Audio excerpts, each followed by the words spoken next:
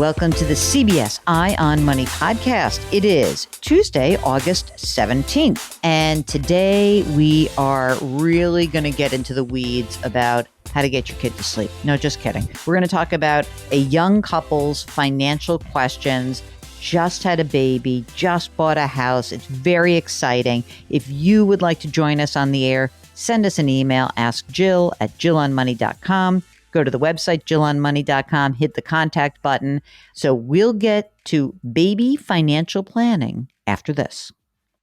Okay, so we have got Patrick from Pennsylvania on the line. And Patrick, you've got a baby, a new house, you got a spouse, you got a lot going on. Tell us a little bit about yourself. Hi, Jill. Mark, thank you for having me. Big fan of the show, of the book. And excited to be here today. So my wife and I moved. We sold our first home and bought a new home in February, right before the pandemic kind of started. Then had our son was born in March of that year as well. So nothing like in about 30 days, buying a new home, having a baby, and having a global pandemic. I mean, there's really not much more you could add to your stress plate than that. That's the ultimate hat trick. Yeah. I mean, my God. Can I just go back one quick question before you keep telling us your great story? How old are you, Patrick? I am 36 and my wife is about the same age. Okay. You got the kiddo. You got the house. How much did you buy the house for? $285. Is it still worth that, or has your area seen a big bump up in prices? Big bump up. We were lucky to get in when we did. The estimated value now is about $320. Woo! Okay. And you have a mortgage on that house? We do. And how much is that? It's $221 right now, roughly. And actually, we're starting to kick around and getting some quotes on possibly even refinancing. What's the interest rate now? 3.5. Were you lucky enough to be able to work from home and have this kid? And how did this work out for you guys? Yes. So that was, one of those blessings in disguise with everything. We did basically got to spend the entire first year of his life at home with him, working. So he didn't start daycare until after he was 1. We're just starting to go back into the office now. And he's doing the 5-day-a-week daycare. How's that? Good. We were trying expensive. Yeah, very. We were trying to balance having him home 2 days a week when we were working, and it was great when I used to joke when he was a potato and couldn't really move much. But now once he started walking, that was it. The game was over. The full mobility is the game changer. That's right. As soon as that happened for Mark, he was like, all right, my in-laws can't be taking care of him all day long. That's a lot to take care of, right? So how much do you and your wife make together? About $138,000. Okay. And tell us about your retirement contributions. Sure. So this is kind of the crux of why I actually reached out to you. So I work for the state government. So if I would stay with there, would be entitled to a pension. So that is about 6% I have to contribute. And then I also contribute to a 457. I do 11%. Prior to my son, we were actually doing 22%, but we dropped it down once we knew he was coming. What about your wife? What does she do in terms of retirement contributions? She does 5%. And does she get a match? So she does under that, but it basically comes out between her, what she contributes and the match is 5%. Okay. And so how is the cash flow with this extra burden of daycare right now? The cash flow is pretty good. I'm a pretty strict budgeter. I kind of track every penny. I've been doing that for a while. So we're okay there. This is our forever home, so we did make a big jump up. But I expect to continue to make more, and so does she. So we're okay for right now. Okay. That's good to know. How much do you have saved already in retirement and in just other stuff? Any other savings like emergency reserve fund or money outside of retirement that's invested, and then also the retirement funds? Sure. So emergency reserve fund, we have about $18K in just cash. And then we have another $15K that is specifically earmarked for medical, major home repairs and things like that. So they're kind of quasi both emergency funds. Mm-hmm. Then in retirement assets, we have 160,000 saved up right now. And that's split up between 33 in Roth, 54 in an IRA, 25,000 in my wife's 401k, and then I have about 47 and some change in my 457 plan. So tell us a little bit about the state pension and how long it would require you being there, and how you view that. Is that something that you think like, oh, there's no way I'm staying as long as I need to get the pension? What's going on for you? So originally when I took the job, so I also have quite a bit of student loan debt, but I am in my 9th year of the 10 years for the public service loan forgiveness. Wow. Yes. So I am next December. We're having a big party if you and Mark would like to come because my student loan debt will be done then. Fantastic. We'll be there. Mark us down is coming. And so I originally thought I'll do my 10 years. I'll go into maybe start looking at private practice. And now that my son is here, I kind of realize I like my job. The pension, plan is good. I like the work-life balance I have. So now I'm thinking, wait, maybe I end up kind of sticking out my whole career in the public sector with the state. And so, yeah, I need 10 years there to vest, which I have 6 in now. And then obviously anything you do past the 10-year vesting, you're just increasing what the pension payout would be. And if you do stick around there, obviously, I think it's always great to stay at least until you vest, unless you hate it. Tell me a little bit about what the pension plan looks like, 20 years down the line, basically. Like if you're 25 years, do you have an idea of what the pension payout looks like? Is it a percentage of your highest 3 years or something like that? Or is it a different number that they calculate it for? So there's a formula. I ran it actually through a couple calculators to prepare for our call. And basically, if I were to stay until I was 65, using just a 2% raise every year, the max payout would be $101,000 a year. Holy smokes. I'm done. I mean, if you like it, that is unbelievable. Now, yeah, I would take a reduction. My wife is a very, very in shape marathon runner, so she's definitely going to outlive me. So I would take the reduction most likely, but that would still leave it about $80,000 a year. But then she would continue to collect, if I were to die first.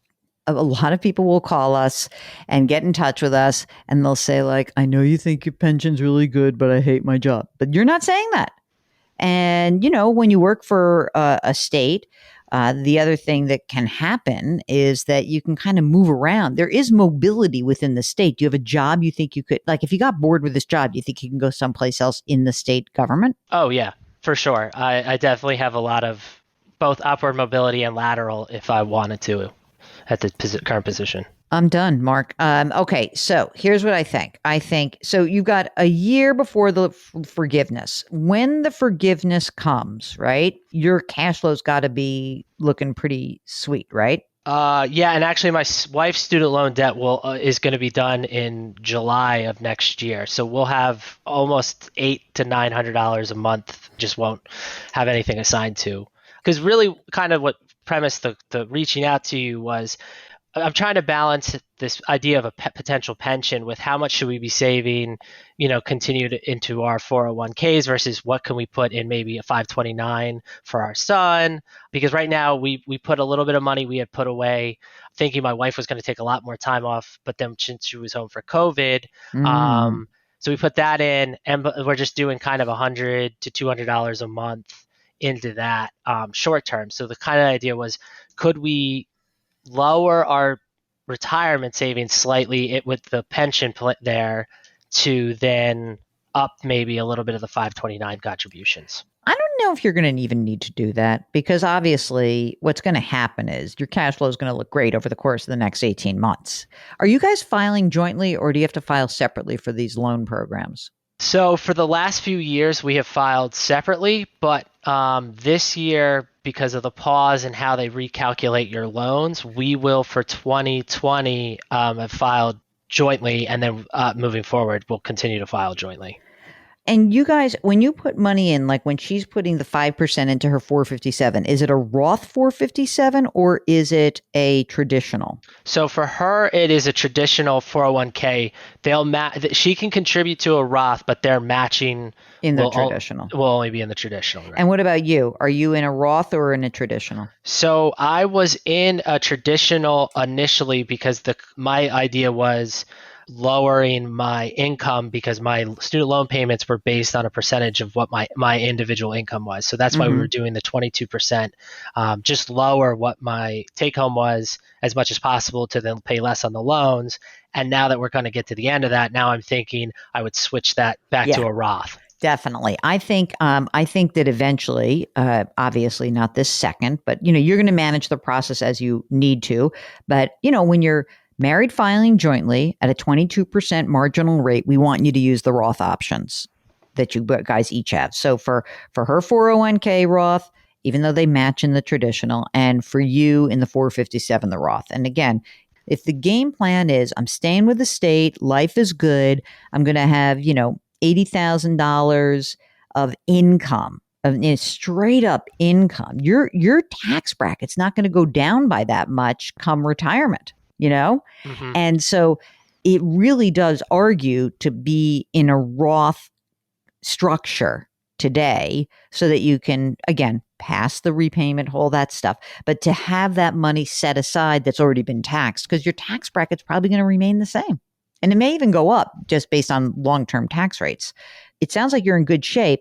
When things loosen up, okay, so when the first loosening up where you have, okay, my wife is now frees up the money, in that moment, are we putting in enough money to maximize her match in the 401k, or could she put more in and get more money? We maxed the match. Okay. So if you've done that, I would like her to save more for retirement, but since you're new parents and you're kind of nervous about this, I'm okay with you taking the money that is freed up from her loan payment and put it in the 529 plan. That's fine. You're really going to get cooking here. Okay. You're really going to get cooking. As the cash flow does increase, you'll be able to put money in the 529 and more in your Roth accounts. And I think that'd be great. I really do. And I think you'll be in really good shape. And I don't think that you're really going to have to make I don't think you're going to have to make big choices around this. If you wind the clock ahead by 18 months, what is the free cash flow available? Well, if we also did the refinance, we'd be looking at probably about no raises or anything, about $1,000 a month. That's great. Mark, am I allowed to put $1,000 a month in the 529? No, he's going to say no. You got to let's put more money. How about if we split it? What about if you did 5 and 5, 500 in the 529 plan and then 500 in retirement? How would you feel about that? Oh, no, that would be fine. And we would up my wife's. We were intentionally over saving for retirement in my account again to just lower my income since that was the only math for the student loans. Right. I mean, it sounds like you're in a really good place. Did you very nervously say, "Oh my God, we have to get life insurance and we have to get our estate planning done," or did you blow that off? So we have had life insurance. We got life insurance when we bought our first home. So we each have a $500,000 policy, and then I, through work, added another. I think it's almost about $300,000. Oh, good. Because that was cheaper. We have that, and then we've talked about the estate planning. Part of the, with COVID and everything, we weren't sure how comfortable we were going out and stuff. So it's been on the to-do list, and we do know we have to do that now with our son. The only nudge factor is the estate planning. That's it. That's all I'm going to nudge you about. Otherwise, you'll do the rest. And I think that if you're willing to stay at the state level and, you think that you can make this work, then that's a great deal. It's a fantastic deal. And I think it'll alleviate a lot of the retirement pressure for you in the future. Agreed. So thank you very much. It sounds like a great plan. And as an attorney, I definitely know I should be getting this estate planning done. Oh, he cops to the fact that he's a lawyer. All right, man. Thank you so much for joining us. And if you want to be like Patrick in PA and you want to start, sort of thinking about your career and getting some advice, let us know. All you need to do is send us an email. Ask Jill at jillonmoney.com. Tell us if you want to come on the air. Mark will do the rest. if you are on the website, maybe you are subscribing to our sister podcast called Jill on Money. Maybe you're signing up for our free weekly newsletter. Maybe you are watching various television segments. Who knows? When you're there at the website, bookmark the website, and we've got a contact button. So anytime you need to find us, you'll find us right there. Okay, don't forget to do something nice for someone else today, and keep this mantra in mind for Eye on Money: curiosity, compassion, community. Thanks for listening. We'll talk to you on Thursday.